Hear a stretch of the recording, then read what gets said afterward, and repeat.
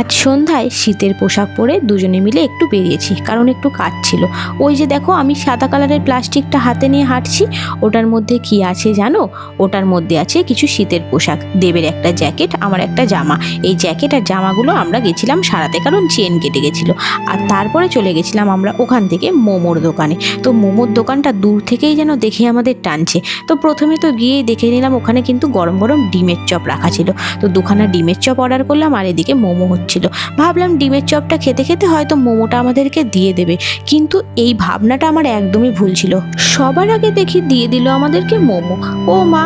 খেতে বসলাম ডিমের চপ, দিয়ে দিল মোমো। তো যাই হোক, দিয়ে দিয়েছি যখন খেতে তো হবেই। আমি ফু দিয়ে স্যুপটা খাচ্ছি। স্যুপটা কিন্তু দারুণ টেস্ট ছিল, আর মোমোটাও কিন্তু খুব সুন্দর ছিল। তো দেবকে বললাম তুমি ধরো আর আমি খাই, এটা আমার আগাগোড়ারই কাজ। আর তারপরেই চলে এসেছিল ডিমের চপ। একদিকে মোমো, অন্যদিকে ডিমের চপ, কম্বিনেশনটা কিন্তু খুবই ভালো, বলো? তো মোমোগুলো কিন্তু সেদিনকার খুবই ঝাল ছিল।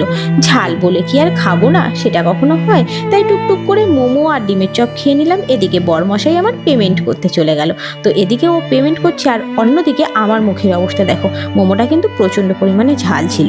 তো আমরা ওখান থেকে সোজা চলে গিয়েছিলাম ওষুধের দোকানে, কারণ আমি আগের ব্লগেই বলেছিলাম দেবের একটা ছোট্ট অ্যাক্সিডেন্ট হয়েছে। আর সেখান থেকে আসার সময় আমি একটা জিনিস কিনেছি। কি জানতে চাও? এই যে আমার ছোট্ট পিগি ব্যাংক। এই পিগি ব্যাংকটাকে কিন্তু দেখেই আমার পছন্দ হয়ে গেল, তাই না? কি সুন্দর দেখতে। তো আজকের মিনি ব্লগটা এইটুকুনি। ভালো লাগলে লাইক করো।